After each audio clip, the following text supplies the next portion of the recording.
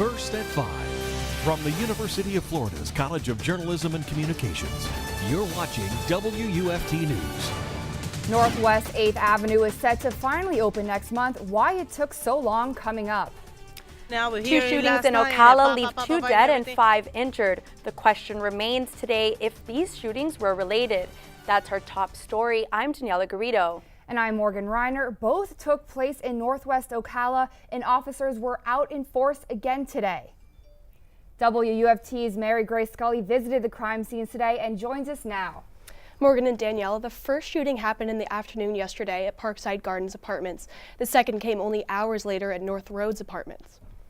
While I was out there today, residents expressed concern for their safety, and we watched together as more than a dozen police cars showed up.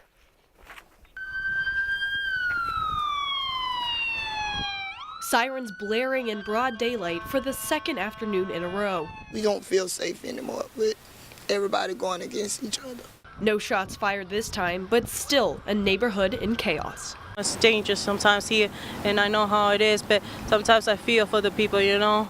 A shooting yesterday left 1 dead and 3 injured at Parkside Garden Apartments in Ocala. I'm like broke-hearted right now. This resident is so fearful she asked to remain anonymous. We stayed in all last night and everything. The Ocala Police Department says this level of violence is uncommon. To have 2 shootings back to back with so many victims involved, that's not a regular occurrence in Ocala. And then to have another incident today, I think obviously something is going on, but we're just trying to get to the bottom of it. As police investigate, people are left remembering their loved ones and hoping for the injured to recover. Everybody's just hurt by it because it's like family that was out here. These are people that we see every day and we can't see them anymore. We have no word yet on what prompted today's police presence. No arrests have been announced in either shooting. I'm Mary Grace Scully, WUFT News. Thank you, Mary Grace. UF police are working a strong arm robbery case. The victim was walking from a car parked at the O-Dome yesterday evening when he was physically confronted by a man demanding his car keys. The man ran off, but police alerted the campus community today about the incident and urged caution. And Morgan, it looks like it might finally be starting to warm up today. Hopefully it stays like that throughout the weekend, Daniela. WUFT's Brian Boggiano joins us from the Weather Center, hopefully to give us some good news. Well, we are warming up, obviously, but we are warming up because we have a cold front that is on its way. In fact, right now temperatures are about 10 to 15 degrees warmer than they have been, which typically happens ahead of fronts. So right now, just below 70 degrees for most places in north central Florida. This is roughly about a 10-15 degree difference from what we saw yesterday. So about 10 degrees warmer in Lake City, 11 degrees warmer here in Gainesville, and about 9 degrees warmer in Ocala. But this is all ahead of a big rainmaker this weekend. In fact, some places could see very heavy rain going into one of the days this weekend. I have more information on what day you might want to move those plans inside and how much rain we could get coming up next in my full forecast.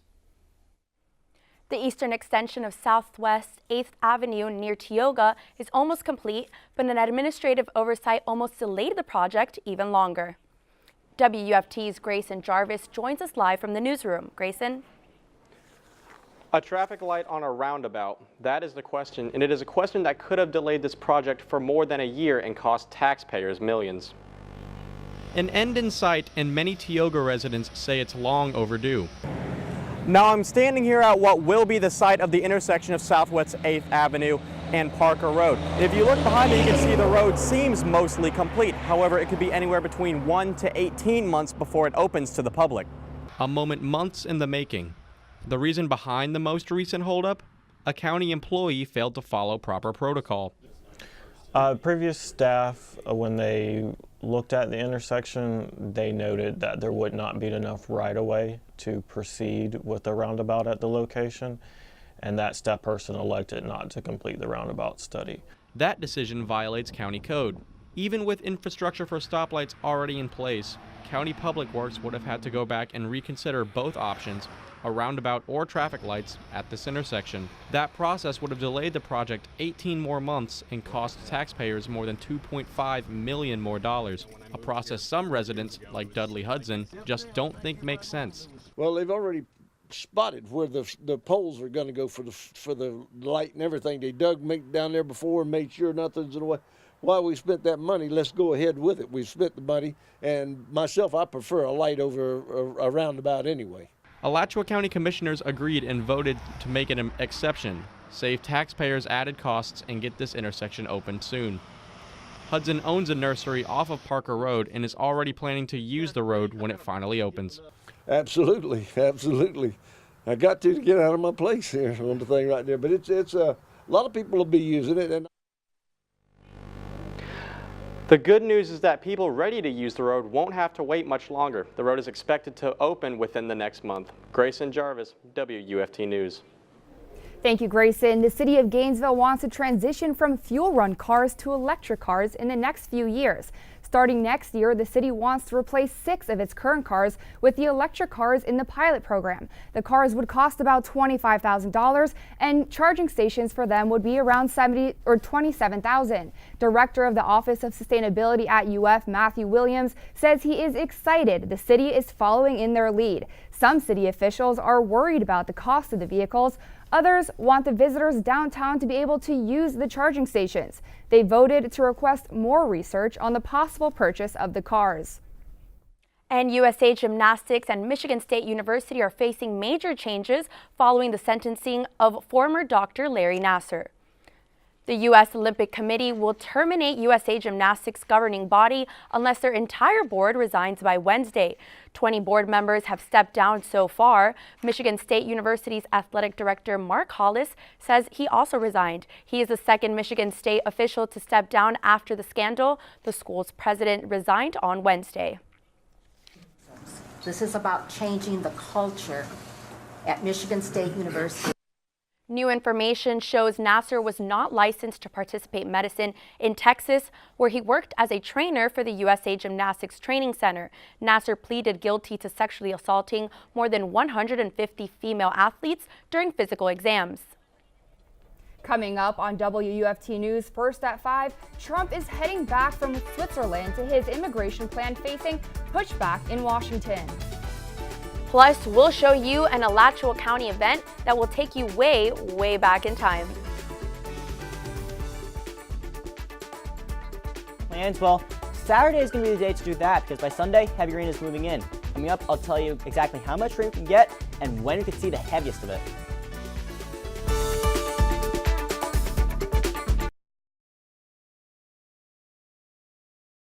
You're watching WUFT TV News. Tuesday's Alachua County Commission meeting marked the first public discussion of flood zones impacted by Hurricane Irma on the county's east side. As WUFT's David Jones shows us, some homeowners are frustrated with the county's response. Outside of the occasional leaf blower or passing car, Southeast 35th Street is a pretty quiet part of Alachua County, but back in September, the road you see behind me was completely submerged in water. It's a flood zone, and it's one the county is planning to address. It's a really beautiful part of town. Susan Shapiro has lived on this property off Southeast 35th Street for 35 years. Quiet, we have lots of wildlife and nature here. She was in Canada with her husband when Hurricane Irma hit north central Florida. They came home to more than 2 feet of water in their front yard. And that stayed for at least 6 weeks. It wasn't dry really for 2 months. Their patio submerged, water inside their home as well. We had to take matters into our own hands. The Shapiros dug around the storm drain along the road. So if we waited for public works, we'd be flooded again. Every time it rained, we were getting flooded. The drainage problem actually came off the main drain right into our yard and our neighbors. A board meeting Tuesday marked the first time flooded areas on the east side of the county impacted by Irma were addressed in public. East side of Gainesville is the forgotten side of Gainesville. Often we're, ignored. The east side of the county is naturally wetter. There's more wetlands. The soils are not as porous as the soils in the other side of the county. It's also flatter in many areas. So those are the challenges. Now their property is one of 2 on the street being looked at by the county for a possible buyout. We prefer to stay here presently. I mean, we've been living here, gardening here, growing up our family, and our grandchildren come. Another east side flood zone is Kincaid Loop, just a little ways west of here. Homeowners there have also been approached by the county about a possible buyout. Reporting on the east side of Alachua County, David Jones, WUFT News. Thank you, David. President Trump is denying accounts of how close he came last summer to firing special counsel Robert Mueller. At the White House today, his team is trying to sell his immigration compromise, with people on both sides hating it. NBC's Blaine Alexander has a story from Washington. Before leaving Switzerland, President Trump attacking reports that he tried to fire special counsel Robert Mueller last June. Fake news, folks, fake news. A source with first-hand knowledge tells NBC News White House attorney Don McGahn threatened to quit rather than carry out the order, causing President Trump to back down. You have a pattern or practice, and that's starting to establish a very clear intent on the part of the president to stop this investigation. For months, the president has denied that he ever considered firing Mueller. No, I'm not. Who appears to now be focusing on possible obstruction of justice. I think what Trump can say in response with some force is that maybe he thought about firing Mueller, but then he thought better of it. On the world stage, President Trump focused instead on his America First message. But back at home, his team is pushing a new immigration plan, a path to citizenship for nearly 1.8 million dreamers. In return, $30 billion for border security, including the wall, an end to the visa lottery program, and limits to family-based or so-called chain migration. Democrats say the president is holding dreamers hostage. We have a way to get forward without engaging in Donald Trump's, I think, irrational ideas about what's necessary at the border. But for some Republicans, the plan is too soft. Breitbart News adopting the moniker Don's Amnesty Plan. Backlash, some Republicans supporting the plan call it generous and humane. While they say any news is good news, it's all publicity. We have mostly upbeat news and entertainment today. Here is Issa Perez. We start with an unusual festival in Gainesville that's quite a bit of fun. The 32nd annual Hogtown Medieval Fair opens this weekend at Alachua County Fairgrounds. There will be some new vendors and performers this year as we head back in time. On Saturday and Sunday from 10 to 6, people can experience the medieval fair. With more than 100 vendors and performances such as jousting and balancing acts, there's plenty to see and do. There's a lot of really fun activities here at the fair. A lot of families have turned Hogtown into their tradition. They come every year. They bring their kids. There's kids that have grown up coming to the fair. It's a really wonderful event. Tickets cost $18 for adults, just $8 for kids down to age 5, and then for the wee ones, children 4 and under, it's free. If you can't make it this weekend, the fair will be open next weekend as well. 2 music legends are giving up their touring days, one abruptly and one with a slow goodbye. Neil Diamond is canceling the rest of his 50th anniversary tour after being diagnosed with Parkinson's disease. He made stops in the U.S. and Europe but won't make it to Australia. He turned 77 yesterday with a career full of albums selling a total of more than 150 million copies. Meanwhile, another member of the Rock and Roll Hall of Fame is about to embark on his final tour. Elton John took the stage in New York Wednesday, playing his hit I'm Still Standing as a way of announcing his farewell Yellow Brick Road tour. The 70-year-old says it will begin in September and take about 3 years to properly hit all of the areas around the world that he wants to visit. Concerts during November in Orlando, Miami, Sunrise, and Tampa will go on sale February 2nd. Moving on to the relatively cheap seats at the movie theater, Dylan O'Brien is famous for playing teenagers in projects like Maze Runner, but now the actor is bringing that franchise to an end. Raphael Seth has a look in this week's box office preview. 3 years we spent behind walls trying to break out. Now we're trying to break back in. Dylan O'Brien is wicked smart in Maze Runner: The Death Cure. This final run through the teenage wasteland finds the escaped Gladers trying to save their friends, but to do that, they've got to infiltrate the Wicked Department, which may hold the answers to all their questions. Maze Runner is rated PG-13. The Army wants to be certain that the chief gets home to Montana safely without incident. Christian Bale dances with wolves in Hostiles. The former Batman plays an Army captain charged with protecting a Cheyenne chief, but the soldier has been in battle against native tribes for most of his life, a mindset that begins to change on the journey with Wes Studi. Hostiles is rated R. What language is that? Klingon. Dakota Fanning boldly goes in Please Stand By. She plays an autistic woman with a particular interest in Star Trek, so she breaks out of her carefully scripted routine to enter a screenplay contest and hand-deliver it to Hollywood. Please Stand By is in theaters and on demand. That's the box office preview. Raphael Seth, NBC News. One more birthday note, talk show icon Ellen DeGeneres turned 60 today. In honor of this milestone, she's been welcoming famous friends to her show, including musician Justin Timberlake and Frozen star Kristen Bell. Throughout her career, the comedian has racked up multiple Emmys and even a Presidential Medal of Freedom. Ellen is 60? I don't believe it. I know, people have been losing their minds over it over Twitter this week. Even all those years that she's been on TV, I feel like she's built such a name for herself. She really has. Thank you, Lisa. Well, earlier we heard that Brian said we might see some heavy rain this weekend. I always like to carry my umbrella around just in case, but Brian, should everyone else be prepared as well? The short answer is yes, and I'm going to spill the tea about that. We have some very heavy rain moving in this weekend ahead of a cold front. In fact, by Sunday, if you have any outdoor plans, well, you might want to cancel them unless you are one of those people who really enjoys getting wet. Then, yeah, you can have your plans outside. But for most of us, no. We have a cold front moving through on Sunday, and with that, some very heavy rain is possible going into Sunday afternoon. We are going to see some sprinkles moving in Sunday morning by 9 o'clock. So Tallahassee there, some heavy rain is likely. That's not going to move into our area, though, until Sunday afternoon. So by 3 o'clock, Gainesville, Jacksonville, Ocala, closer to the Nature Coast there, some heavy rain is possible as the front does move through.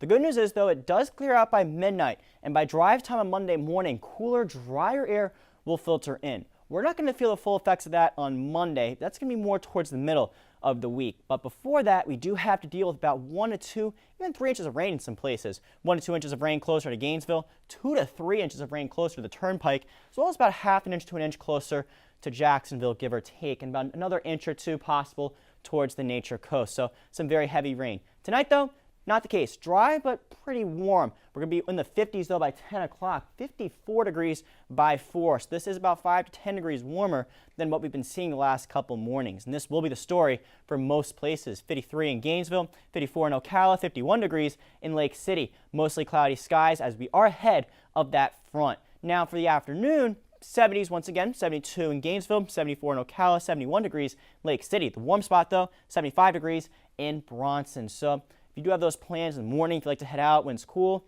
do that earlier and not later because you will definitely feel comfortable then. Highs will be in the 70s, though, both days this weekend, but we do have that front moving through on Sunday. 1 to 2 inches of rain is possible, so some flooding is possible in some of those areas that are low-lying, especially where rain falls very quickly. Now, after that, we are going to cool down quickly. By Tuesday and Wednesday, some places could be dealing with some patchy frost, and I'll show you that on the jet stream, exactly that cooler air moving in. Right now, jet stream is to our north. 70s will be the high on Saturday with warm air for most places. Now, we're still going to be to the north, so we are going to have those highs still in the 70s on Sunday. But Monday is going to be the big change. We have the jet stream dipping to the south, and with that, much colder air is going to start to filter into our area. In fact, by Tuesday morning, get ready for this. Lows in the 30s, so that's when you could start seeing that patchy frost, especially in those inland places. So if you are a fan of the colder weather, well, you'll be happy. If you really don't like the frost, well, you need to prepare because that could be widespread by Wednesday.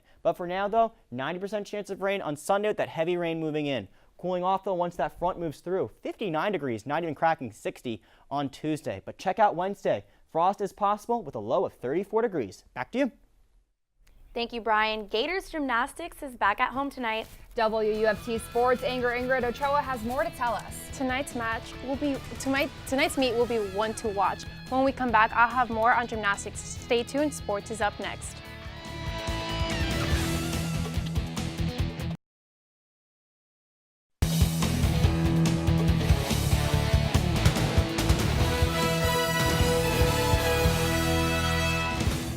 The number 5 Gator Gymnastics team is back at home tonight to take on the number 1 Oklahoma Sooners. Welcome back to sports. I'm Ingrid Ochoa. The meet will bring the nation's top gymnastics jewels of this weekend to the Exact Tech Arena. This is the second time the Gators will host a number 1 ranking team at the O-Dome and the first time since 2015 that the Gators will have a dual meet against the Sooners. The Gators hosted then number 1 LSU on January 12 as their home opener and were handed a loss, and the Gators traveled to Lexington, Kentucky to take on the Wildcats and managed to escape with a win after trailing the opening rotation. Tonight's meet is set for 6:45. Tough night for the Florida Gator women's basketball team as they were stripped of their 2-game winning streak by the number 2 Mississippi State Bulldogs. Although the Gators fell short 90-53, guard Fonda Nakasuglu scored 19 points for the Gators. Sophomore guard Delisha Washington notched her 5th double-double of the season and 6th of her career with 10 points and 10 rebounds, as Florida was only able to shoot 39.7% overall from the floor. The Gators will be back in action on Sunday as they host the 21 Georgia Bulldogs. Gator men's basketball will be hosting the Big 12 SEC Challenge on Saturday as they take on Baylor. Florida has an 8-2 record over the past 10 games, including their big win against Kentucky last week. Despite their loss to South Carolina at home earlier this week, head coach Mike White has a positive outlook for tomorrow's game.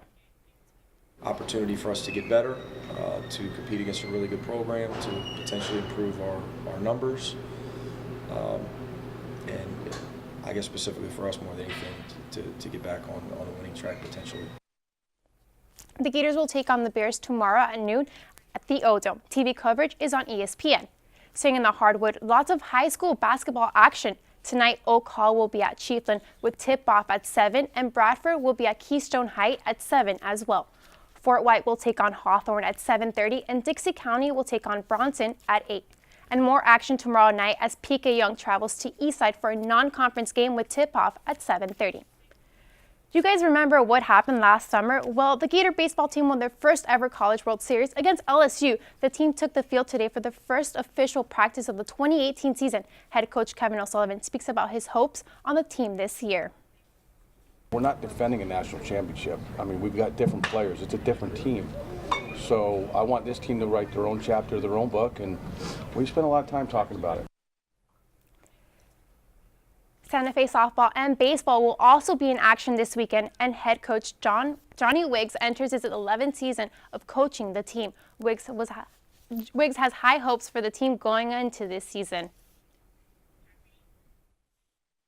Our goal every year is to try to win the conference championship. We've won it 7 times in the last 11 years, and that gives us an opportunity to be in postseason and compete for that state and regional championship and a trip to Grand Junction, Colorado. Are you guys going to the gymnastics meet tonight? I am, and I'm really excited. It's my first time. I've never been before. From what I've heard, there's great energy at the meets, so I'll definitely have to go sometime this season. Well, I'll be there covering it, so I hope you guys have a great night. Thank you, Ingrid. They say money can't buy happiness, but it can buy Nutella, especially if it's on sale. A French supermarket got more than what they bargained for when they discounted the chocolate spread by 70%. Take a look at this video. Crowds of customers pushing and yelling at each other just to get their hands on a jar of Nutella. The discount dropped the price of the spread to only $1.75. Similar scenes were reported at other branches of the supermarket, with one location saying they had about 200 people waiting outside. The manager in this store had to call the police. And before we go, one last check on the weather. Looking at that video, it's hard to believe it's not Black Friday. But for tonight, though, cooling down only to 54 degrees, so a warm night here in Gainesville. Mostly cloudy ahead of a front that will move through this weekend. We're going to see heavy rain starting to move in during the day on Sunday. That front will make its way closer on Saturday. Sunday, we will see heavy rain, some showers in the morning. Heaviest, though, will move in by 3 o'clock to Gainesville, Jacksonville, and Ocala. So very heavy rain is possible there. In fact, we could see about 1 to 2, even 3 inches of rain in some places. 90% chance on Sunday after 2 o'clock. But after that, we are cooling off. 39 degrees on Tuesday, 34 on Wednesday with patchy frost. Back to you. Thanks, Brian. Our Spanish headlines are coming up just before 6, and the PBS NewsHour is at 7. Our news team will bring you another show Monday at 5 o'clock, but your Florida news is always on at WUFT.org. Have a great weekend.